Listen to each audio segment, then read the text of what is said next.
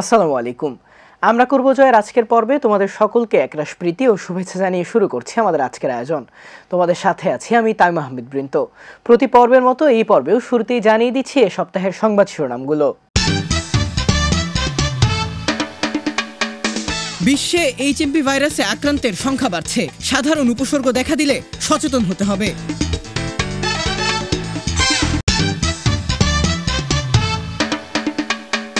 স্কুলের শ্রেণীকক্ষে পরিপূর্ণ পাঠদান না হয় কোচিং সেন্টার মুখে হচ্ছে শিক্ষার্থীরা।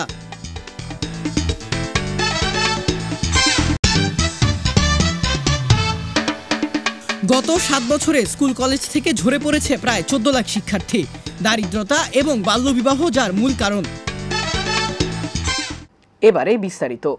স্কুল কলেজ থেকে শিক্ষার্থী ঝরে পড়ার হার উদ্বেগজনক হারে বেড়েছে। 7 বছরে 14 লাখ শিক্ষার্থী কমেছে, ঝরেছে শিক্ষার আলো থেকে। বিশেষজ্ঞরা মনে করেন শিক্ষার্থী ঝরে পড়ার বড় দুই কারণ বাল্যবিবাহ ও দারিদ্রতা। বিস্তারিত আফরিন আক্তারের রিপোর্টে। 13 বছর বয়সী জামিয়া পড়ে 9ম শ্রেণীতে। তার পাশাপাশি সে একটি বাড়িতে গৃহকর্মীর কাজ করে। পরিবারের বড় মেয়ে হওয়ায় তার পরিবার থেকে তাকে এখনই বিয়ে দিয়ে দিতে চাচ্ছে, কিন্তু তার খুব ইচ্ছা পুলিশ হওয়ার। বাবা মা কি করে? আমার আব্বু রিক্সা চালায় আর আমার আম্মু বাসে কাজ করে। তোমার বাবা মা কি তোমাকে পড়াশোনা করাতে চায়? না, বাবা মা পড়াশোনা করাতে চায় না, বাবা মা চায় বিয়ে দিয়ে দিতে, কারণ মেয়ে যেহেতু তারা তো এত বড় মেয়ে রাখতে চায় না ঘরে। তুমি কি পারবা তোমার পড়াশোনা কন্টিনিউ করতে বা তোমার স্বপ্ন পূরণ করতে? আমার চেষ্টা আছে, আমার টিচারদেরও হেল্প আছে, টিচাররা অনেক ইয়ে করতেছে। তারপর যে আন্টির বাসায় থাকি সে আন্টি অনেক হেল্প করে। আমার ইচ্ছা আছে। 10ম শ্রেণীতে পড়ুয়া মোহাম্মদ নয়ন। সেই ক্লাস 1 থেকে পড়াশোনার পাশাপাশি চাকরি করে পড়াশোনা চালিয়ে এত দূর এসেছে সে। আদৌ কলেজে পড়তে পারবে কিনা তার কোনো নিশ্চয়তা নেই। আর তোমার বাবা মা কি করে? আমার বাবা রিক্সা চালায়, আম্মু বাসায় কাজ করে। আর তোমার কোনো ভাই বোন আছে? আমার বড় ভাই আছে, বিয়ে হয়েছে। তোমার কতদূর পড়াশোনা করার ইচ্ছা? আমার ইচ্ছা আছে আমি যতদূর পড়াশোনা করতে, আমি নিজের পরিশ্রমের মাধ্যমে যতদূর পড়াশোনা করতে পারি চেষ্টা চালিয়ে যাই পড়াশোনা করার জন্য। এমন জীবন সংগ্রামে ব্রতী হাজার হাজার শিক্ষার্থীরা অনিশ্চয়তায় ভুগছে যে কবে তাদের পড়াশোনা বন্ধ হয়ে যায় দারিদ্রতার কারণে। দেশের শিক্ষার্থী ঝরে পড়ার হার উদ্বেগজনক। মাধ্যমিক ও উচ্চ মাধ্যমিকে গত 7 বছরে 14 লাখ শিক্ষার্থী কমেছে। সংসারে যখন আর্থিক একটা অনটন চলে আসে তখন মনে করেন যে না, আমার শিশুটাকে আমি না পড়ি, আমি কাজে দিয়ে দিই। দেখা যায় যে ক্লাস 5 পর্যন্ত আমরা মোটামুটি নিয়ে যেতে পারি, কিন্তু যখনই তারা মাধ্যমিক লেভেলে চলে যায়, একটু উপরে ক্লাসে উঠিয়ে, তখন তাদের পড়াশোনার খরচটাও যেমন বেড়ে যায়, তেমনি স্কুলেও অনেকটা সময় দিতে হয়। এই কারণে দেখা যায় যে অনেক গার্ডিয়ান তখন আর আসলে বাচ্চাদেরকে পড়াশোনা ঠিকমতো করাতে চান না, কারণ তারা মনে করেন যে পড়াশোনা না করে ওকে আমি একটা কাজে ঢুকিয়ে দিই, তাহলে কাজ করতে পারবে।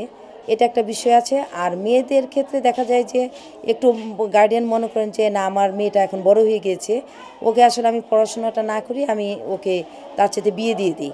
বিয়ে দিয়ে দিলে একদিকে কি হবে, সে ওর পিছনে আমার খরচটাও কমে গেল, সাথে সাথে ওর নিরাপত্তার বিষয়টা আমাকে চিন্তা করতে হলো না। 5ম শ্রেণী শেষ করে 2016 সালে প্রাথমিক শিক্ষা সমাপনী ও ইবতেদায়ী পরীক্ষায় উত্তীর্ণ হয়েছিল 28,02,715 জন শিক্ষার্থী। তবে এবারের এইচএসসি ও সমমান পরীক্ষায় সারা দেশে 14,50,790 জন শিক্ষার্থী অংশ নিয়েছিল। মাধ্যমিক ও উচ্চ মাধ্যমিকের 7 বছরের শ্রেণী কার্যক্রমে প্রায় 50% শিক্ষার্থী শিক্ষার স্বাভাবিক পথ থেকে ছিটকে পড়েছে। গড়ে প্রতি বছর 2 লাখ শিক্ষার্থী ঝরে পড়েছে। কোন ক্লাসে পড়ো? আমি 7 পড়ি এখন। 7 এ পড়ো। তুমি পড়াশোনার পাশাপাশি আর কি করছো? আমি একটা পার্ট টাইম জব করছি, ওই লিমিটেড 4-এর ওইখানে রহমান ডেন্টাল কেয়ার নামের একটা চেম্বার আছে, ওইখানে অ্যাসিস্ট্যান্ট নিয়ে কাজ করি। কত টাকা বেতন দেয় তোমাকে? আমাকে মাস শেষে 4,000 টাকা বেতন দেয়। সেই টাকা দিয়ে কি করো তুমি? টাকা আমি সংসারে দিই, আবার আমার পড়াশোনায় দিতে হয়। তোমার কি পড়াশোনা করার ইচ্ছা আছে? যে আমার অনেক ইচ্ছা, পড়ালেখা করার অনেক ইচ্ছা।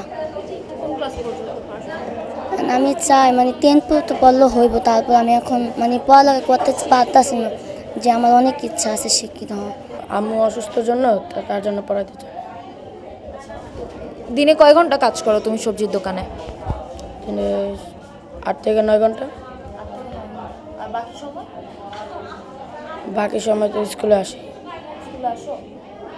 টিচারদের কথায় আসো নাকি নিজে থেকে আসো? টিচাররা ডেকে আনে।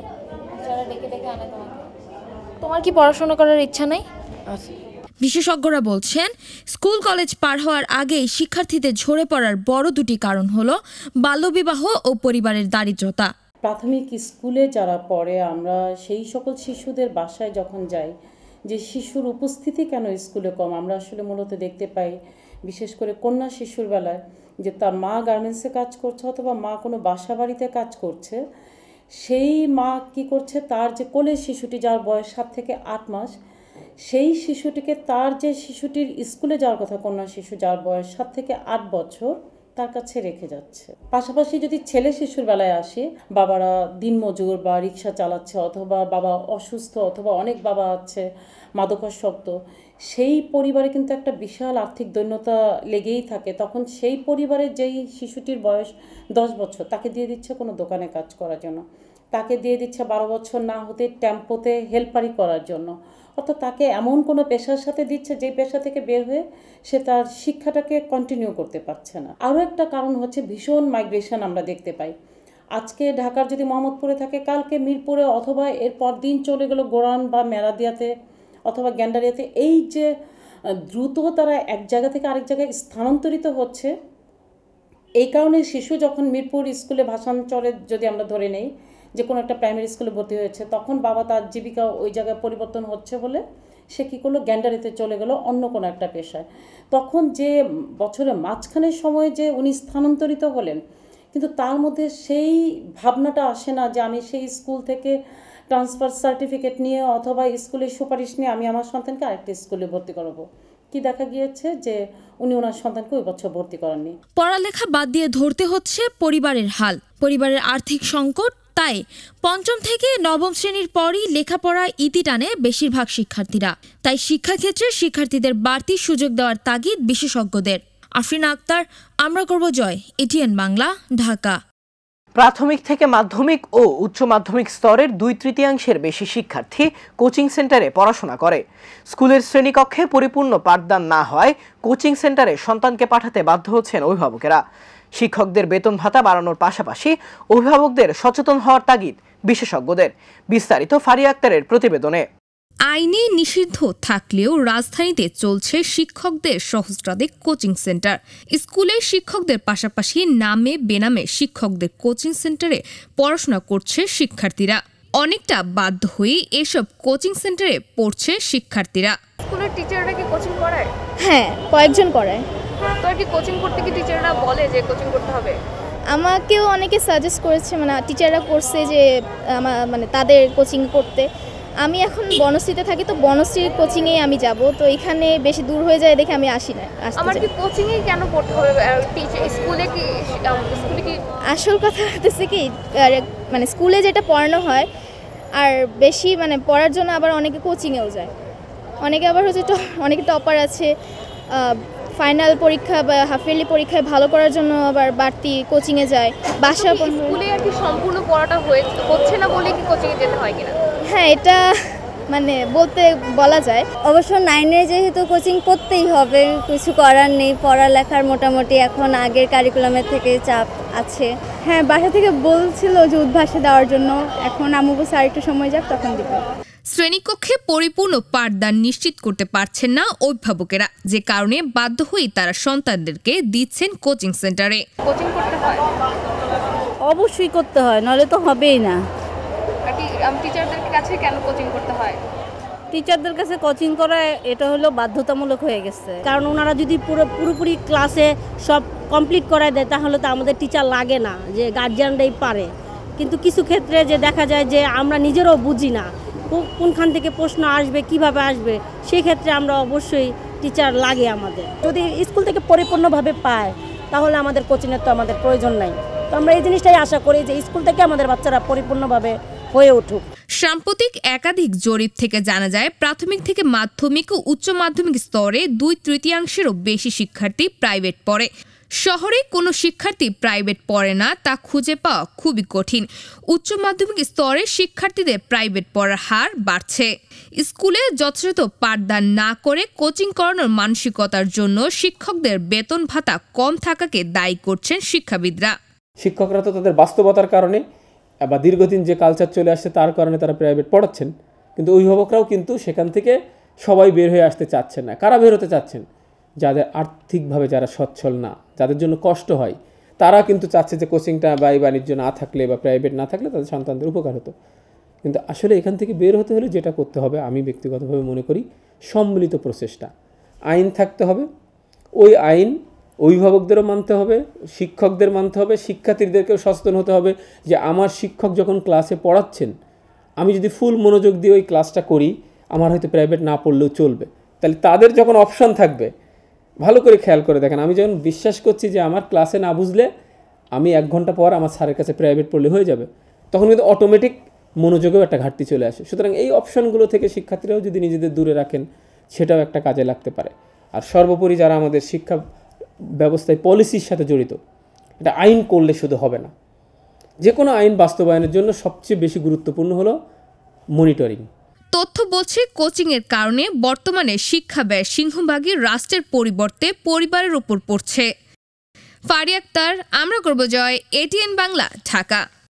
করোনা মহামারীর 5 বছর পর সারা বিশ্বে HMP নামক নতুন এক ভাইরাস সংক্রমণ ছড়াচ্ছে। চীন, জাপান, ভারতের পর বাংলাদেশেও এই ভাইরাসে আক্রান্ত রোগী শনাক্ত হয়েছে। অন্যান্য দেশে এই ভাইরাস আক্রান্তদের মধ্যে শিশু কিশোরদের সংখ্যাই বেশি। বিশেষজ্ঞরা বলছেন, সর্দি, কাশি, জ্বরের মতো উপসর্গ দেখা দিলে দ্রুত চিকিৎসকের শরণাপন্ন হতে হবে। বিস্তারিত দেখুন আশিকুর রহমান আনমোলের রিপোর্টে। করোনা ভাইরাসের 5 বছর যেতে না যেতে সম্প্রতি জেকে বসেছে আরেক ভাইরাস HMP। 2025 সালের জানুয়ারির শুরুর দিকে চীনে এটির সংক্রমণ ধরা পড়ে। নাম HMPV বা হিউম্যান মেটানিমো ভাইরাস। বেঙ্গালুরু, আহমেদাবাদ, কলকাতা এবং বাংলাদেশেও পাওয়া গিয়েছে HMP ভাইরাসের আক্রান্ত রোগীর খোঁজ। গত 11 তারিখ শনিবার বাংলাদেশেও এই ভাইরাসে একজন নারী আক্রান্ত হয়। তবে গত 16 তারিখ সেই ভাইরাসে আক্রান্ত নারী মৃত্যুবরণ করেন। বিশেষজ্ঞরা বলছেন HMP ভাইরাস বাংলাদেশে 2001 সাল থেকেই আছে। HMP ভাইরাসের মূল লক্ষণ ফ্লু, জ্বর, কাশি ও শ্বাসকষ্ট। তো যেহেতু এই ভাইরাসটা খুব বেশি সিভিয়ার করে না, সেই জন্য আমরা বেশিরভাগ সময় আসলে টেস্টের প্রয়োজন মনে করি নাই আর কি। তো যেটা হয়, এই ভাইরাসটা সাধারণত সর্দি, কাশি, ঠান্ডা এবং অন্যান্য যে রেসপিরেটরি সিমটমগুলো আছে, সাধারণত যে ধরনের রেসপিরেটরি ভাইরাসের সিমটম তৈরি হয় এটা এরকমই তৈরি, আলাদা কোনো সিমটম তৈরি করে না। দেখা যাবে যে হয়তো ঠান্ডা লেগেছে, কাশি হচ্ছে, নাক দিয়ে একটু পানি পড়ছে, তো এই ধরনের থাকে। তো এই ধরনের ভাইরাসগুলো আসলে এমনি ভালো হয়ে যায় 1 সপ্তাহের মধ্যে। যেটা করতে হয় যে যদি জ্বর থাকে তাহলে একটু প্যারাসিটামল খেতে হবে, ঠান্ডার জন্য অ্যান্টিহিস্টামিন খেতে হয়, এই ধরনের অ্যাডভাইসগুলোই সাধারণত থাকে। বিশেষজ্ঞদের মতে বয়স্ক নারী, পুরুষ এবং শিশুদের এই ভাইরাসে সংক্রমিত হওয়ার পরিমাণ বেশি। যেমন ধরেন আপনি যদি বলতে চান যে সারা পৃথিবীর কথা, যেমন আমেরিকাতে কিন্তু এখন রেসপিরেটরি ভাইরাসের অ্যালার্ট চলতেছে, মানে ওখানে ইনফ্লুয়েঞ্জা হচ্ছে। তো চায়নাতে হয়তো এই ভাইরাসটা হয়তো করে বেড়ে গেছে। ইন্ডিয়াতেও কিন্তু কিছু রিপোর্ট হয়েছে, কিন্তু ইন্ডিয়াতে যেগুলো রিপোর্ট হয়েছে ওগুলো কিন্তু বাইরে থেকে আসেনি, ওদের দেশে ছিল। এবং এটা হচ্ছে যে ওরা সার্ভিলেন্স করেছে, মানে আসলে কোনো ক্লিনিশিয়ান টেস্ট করতে দেয়নি। যারা সার্ভে করে তারা টেস্ট করে দেখেছে যে 2টা পজিটিভ পেয়েছে, 2টা বাচ্চা। তো এবং ওরা কিন্তু ভালো হয়ে গেছে। তা আমাদের এখানেও কিন্তু আমরা আগেও কিন্তু এই ভাইরাসটা পেয়েছি, যারা আমরা আইসিইউতে কাজ করি তারা আমরা দেখেছি যে অনেকেই জানেন যে এটা পজিটিভ আসে। তা আমরা অবশ্যই ওভাবে এত গুরুত্ব দেইনি, কারণ এটা আমরা মনে করছি যে ঠান্ডাজনিত রোগ হবে এবং অন্য কিছু না। সংশ্লিষ্টদের মতে সচেতন থাকাই আমাদের কর্তব্য। ঠান্ডা, কাশি, জ্বরের মতো লক্ষণ দেখা দিলে দ্রুত চিকিৎসকের শরণাপন্ন হতে হবে। আশিকুর রহমান আনমোল, আমরা করব জয়, এটিএন বাংলা, ঢাকা। শীত আসতেই শুরু হয়ে যায় শীতকালীন অন্যতম খেলা ব্যাডমিন্টন। তবে ঢাকা শহরে পর্যাপ্ত খেলার মাঠ না থাকায় ঝুঁকি নিয়ে শিশুরা এই খেলা খেলছে বাড়ির ছাদে কিংবা রাস্তাঘাটে। এই নিয়ে দুশ্চিন্তায় ভুগছেন অভিভাবকরাও। বিস্তারিত জানাচ্ছে মোহাম্মদ রাইয়ান বিন আশরাফ আলিফ। শীতকালীন এই সময়ে শিশু কিশোর থেকে শুরু করে সকল বয়সী মানুষদের অন্যতম একটি পছন্দের খেলা হলো ব্যাডমিন্টন। অন্ধকার নামতেই নগরীর বিভিন্ন স্থানে লক্ষ্য করা যায় ককের ভাসমান ছুটে চলা। সারা বছর ব্যাডমিন্টন খেলা সম্ভব হয়ে ওঠে না বলে এই সময়টায় ব্যাডমিন্টন খেলার প্রতি আগ্রহ বেশি থাকে শিশু কিশোরদের। এখানে প্রতিনিয়ত খেলা হয়। কি কি খেলা হয় এখানে? এখানে র্যাকেট খেলা হয়, ফুটবল খেলা হয়, ক্রিকেট খেলা হয়, বিভিন্ন ধরনের ইত্যাদি খেলা। এখানে এই যে খোলামেলা একটা রাস্তার ভিতর খেলতেছো, তোমাদের কি ভয় করে না? করে একটু একটু করে তো। ভয় করে, যেরকম মাঝে মাঝে ফুটবল খেলার সময় গাড়ি আসে, কিন্তু কি করার, এখানে তো খেলার কোনো মাঠ নেই। তবে এই খেলায় মানুষের চাহিদা অনুযায়ী মাঠের সংখ্যা কম, তাই বিভিন্ন সময় রাস্তায় কিংবা বাড়ির ছাদে ঝুঁকি নিয়েই করা হয় এই খেলার আয়োজন। রাস্তায় চলাচলকারী গাড়ি এবং ছাদে একটুখানি অসাবধানতার কারণেই ঘটে যেতে পারে মারাত্মক দুর্ঘটনা। গাড়ি চললে আমরা সতর্ক হয়ে যাই। না, যদি মাঠটা হতো তাহলে ভালো হতো, কারণ এখানে খুবই রিস্ক। এখানে অনেক গাড়ি ঘোড়া আসে, যেমন মোটরসাইকেল আসে, তারা অনেক দ্রুত গতিতে চালায়। এবং আমরা যেহেতু নেটটা আমরা খেলি, আর অনেক প্রাইভেট কার আসে, তাদের সাইড দিতে হয়, অনেক প্রবলেম এখানে রাস্তাঘাটা। এই খেলায় শিশু কিশোরদের আগ্রহ অনেক, তবে অভিভাবকরা জানান পর্যাপ্ত মাঠ না থাকায় এক প্রকার বাধ্য হয়েই ঝুঁকিপূর্ণভাবে খেলার সুযোগ দিচ্ছেন তাদের। না, ওইরকম বড় কোনো দুর্ঘটনা ঘটে নাই, তবে অনেক সময় রিস্ক থাকে, বাচ্চারা ছোটোখাটো ব্যথা পেয়েছে অনেকবারই। আমাদের অনেক ভয় লাগে, অনেক আতঙ্কের মধ্যে থাকি, কিন্তু এর মধ্যেও আসলে আমাদের শহরবাসী আমরা যারা, আমাদের তো আসলে ওরকম খেলার সুব্যবস্থা নাই, যার কারণে আমাদেরকে ছাদই ভরসা। ভয় করে, তারপর খেলতে হয়, কী করবো, মাঠ নাই, এখানে ওয়াল আছে, এই জন্য একটু ভয় কম লাগে আর কি, সেফটি আছে। মোহাম্মদ রাইয়ান বিন আশরাফ আলিফ, আমরা করব জয়, এটিএন বাংলা, ঢাকা। শিশু কিশোরের মৃত্যুর অন্যতম প্রধান কারণ পানিতে ডুবে যাওয়া। এ সমস্যা মোকাবেলায় 1 দশক আগে পড়াশোনার পাশাপাশি সহশিক্ষা কার্যক্রম হিসেবে সাঁতার শেখানোর উদ্যোগ নেওয়া হয়েছিল। তবে এতদিনেও তা কার্যকর করা সম্ভব হয়ে ওঠেনি। বিশেষজ্ঞরা বলছেন, পরিস্থিতি বিবেচনায় দ্রুত সাঁতার শেখানোর বিষয়ে সিদ্ধান্ত নেওয়া উচিত। বিস্তারিত মোহাম্মদ মোবারক হোসেনের রিপোর্টে। বাংলাদেশে প্রতি বছর 14,000-এর বেশি শিশু পানিতে ডুবে মারা যায়। বর্তমানে যা একটি অবহেলিত জাতীয় সংকট। 2015 সালের এপ্রিল মাসে তৎকালীন শিক্ষা সচিব স্বাক্ষরিত এক পরিপত্রে উচ্চ মাধ্যমিক, মাধ্যমিক ও নিম্ন মাধ্যমিক বিদ্যালয়, সমমানের মাদ্রাসা ও কারিগরি শিক্ষা প্রতিষ্ঠানে শিক্ষার কার্যক্রমের অংশ হিসেবে সাঁতার প্রশিক্ষণ ও অনুশীলনের সিদ্ধান্ত গ্রহণ করা হয়েছিল। তবে প্রায় 10 বছর অতিবাহিত হলেও তার কোনো বাস্তবায়ন নেই। পড়াশোনার পাশাপাশি সহশিক্ষা কার্যক্রম হিসেবে সাঁতার শেখা অত্যন্ত জরুরি, তাই তো দ্রুততর সময়ে এটি বলবৎ করা প্রয়োজন বলে মনে করছেন শিক্ষা সংশ্লিষ্টরা। আমাদের কয়টা স্কুলের সাঁতার শেখানোর মতো সক্ষমতা রয়েছে? এখন বিশেষ করে গ্রামে হয়তো চাইলে পারবে, যে গ্রামে অনেক পুকুর, নদী, নালা, খালবিল আছে, পারবে। শহরের যেখানে একটা বিল্ডিংয়ের মধ্যে একটা স্কুল, একটা মাঠই নাই, পুকুর তো থাকার দূরের কথা, সুইমিং পুল দূরের কথা, অল্প কয়েকটা হাতে গোনা স্কুল ছাড়া সেই ফ্যাসিলিটিটা নাই, তো সেখানে আমরা কি করব? তো এটার জন্য আমি মনে করি যে কো কারিকুলারের পার্ট হিসাবে, যে ছুটির দিনে অথবা অন্যান্য দিনে, যে বেশ কয়েকটা স্কুলকে একসাথ করে, ক্লাস্টার মাফিক একসাথ করে, যে কোনো একটা সুইমিং পুলে অথবা একটা উন্মুক্ত জায়গায়, যেখানে জলাশয় আছে, সেখানে অবশ্যই শিক্ষকদের তদারকিতে, এবং আমি মনে করি প্রয়োজনে আইনশৃঙ্খলা রক্ষাকারী বাহিনী, এবং সেখানে হতে পারে ফায়ার ব্রিগেডের লোকরা, হ্যাঁ, তাদের সহায়তায়, যে এটা মেসিভ আকারে সাঁতার শেখানোর একটা ব্যবস্থা করা যেতে পারে। কারণ এটা ক্লাসরুমের মধ্যে কিংবা একটা নির্দিষ্ট স্কুলকে যদি আমরা বলি যে তোমরা এই কাজটা করো, এটা আমরা নির্দেশনাই দিতে পারবো, কিন্তু তাদের তো সেই ক্যাপাসিটি নাই। বাট আমি মনে করি যে কাজটা অত্যন্ত সিগনিফিক্যান্ট, এটা করার দরকার, কারণ এটা জীবন মরার প্রশ্ন। 2016 সালে centre for injury prevention and research বাংলাদেশের করা এক জরিপের তথ্য অনুযায়ী প্রায় 14,438 জন 18 বছর বা তার চেয়ে কম বয়সী শিশু পানিতে ডুবে মারা গেছে।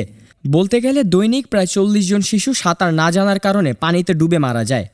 মোহাম্মদ মোবারক হোসেন, আমরা করব জয়, এটিএন বাংলা, ঢাকা। শীতের দাপট কিছুটা কমায় ঢাকা আন্তর্জাতিক বাণিজ্য মেলার 29তম আসরে দর্শনার্থীর সমাগম বেড়েছে। সব বয়সের মানুষই ভিড় করছেন এই বিনোদন কেন্দ্রে। মেলায় সৌন্দর্যবর্ধক নানা উপকরণ উপভোগ্য হয়ে উঠেছে দর্শনার্থীদের কাছে। আর অভ্যন্তরে থাকা শিশু পার্কটি বিনোদনের কেন্দ্রবিন্দুতে পরিণত হয়েছে। বিস্তারিত আফরিন আক্তারের আরও একটি প্রতিবেদনে। জমে উঠেছে ঢাকা আন্তর্জাতিক বাণিজ্য মেলা, তাই সকাল থেকেই ভিড় ক্রেতা দর্শনার্থীদের। বেলা বাড়ার সঙ্গে সঙ্গে ভিড় আরও বাড়ছে মেলা প্রাঙ্গণে। ক্রেতা দর্শনার্থীদের পদচারণায় মুখর হয়ে উঠেছে এই মেলা। ঢাকা আন্তর্জাতিক বাণিজ্য মেলার 29তম আসরে বিশ্বের 7টি দেশের 11টি প্রতিষ্ঠান সহ রয়েছে 362টি প্যাভিলিয়ন ও স্টল। জুলাই আগস্ট অভ্যুত্থানকে প্রাধান্য দিয়ে করা হয়েছে জুলাই চত্বর, 36 চত্বর ও তারুণ্যের প্যাভিলিয়ন। দর্শনার্থীরা বলছেন মেলা প্রাঙ্গণ বেশ গোছানো, পরিবার পরিজন নিয়ে বেশ স্বাচ্ছন্দ্যেই চলাচল করা যাচ্ছে, কিন্তু জিনিসপত্রের দাম তুলনামূলক বেশি। কিছু কিছু ঠিকঠাক, আবার কিছু কিছু তুলনামূলক বেশি আছে। যেমন বাইরের জিনিসগুলো, সেগুলোর দাম মোটামুটি একটু বেশি বলা যায়। আগেরবার একটু ডিসকাউন্ট ছিল, এবার একটু ডিসকাউন্টটা কম আছে। আর স্টল, হ্যাঁ কিছু স্টল একটু ইনক্লুড হয়েছে গতবারের চাইতে।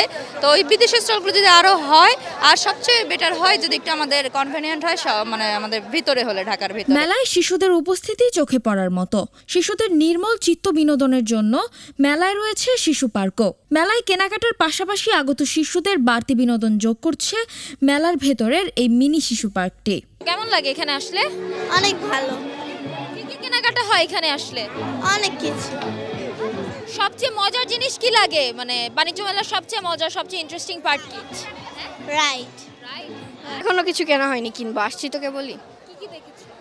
এখানে অনেক চকলেটের আইটেম আছে, অনেক থালাবাটি আছে, অর্নামেন্টসের আইটেম আছে, জামা কাপড়ও ছিল, অনেক সুন্দর সবকিছু। মেলায় মানুষের মূল আকর্ষণ বিদেশি স্টলগুলো। মানুষের এত সাড়া পেয়ে বিদেশি বিক্রেতারাও বেশ খুশি।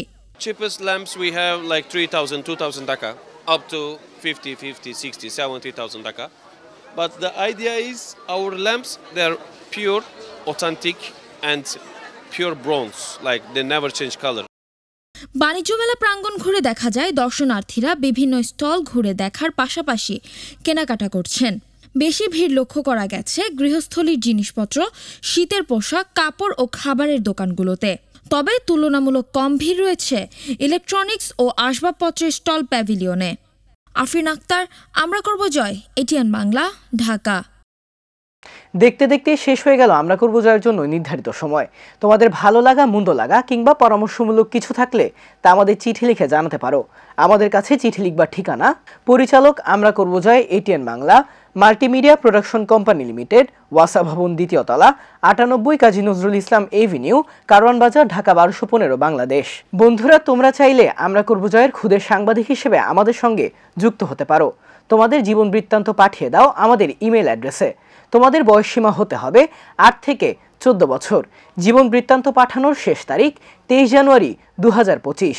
আমাদের ইমেল অ্যাড্রেস atn.amrakorbojoy@gmail.com। বন্ধুরা, স্ক্রিনে দেখানো নম্বরেও চাইলে তোমরা আমাদের সঙ্গে যোগাযোগ করতে পারো। 01317088842। এই ছিল আমাদের আজকের আয়োজন। দেখা হবে আগামী পর্বে নতুন কোনো সংবাদ কিংবা পুরনো কোনো সংবাদে নতুন কোনো অগ্রগতি নিয়ে। সেই পর্যন্ত সবাই ভালো থেকো, সুস্থ থেকো এবং চোখ রেখো এটিএন বাংলার পর্দায়। আল্লাহ হাফেজ।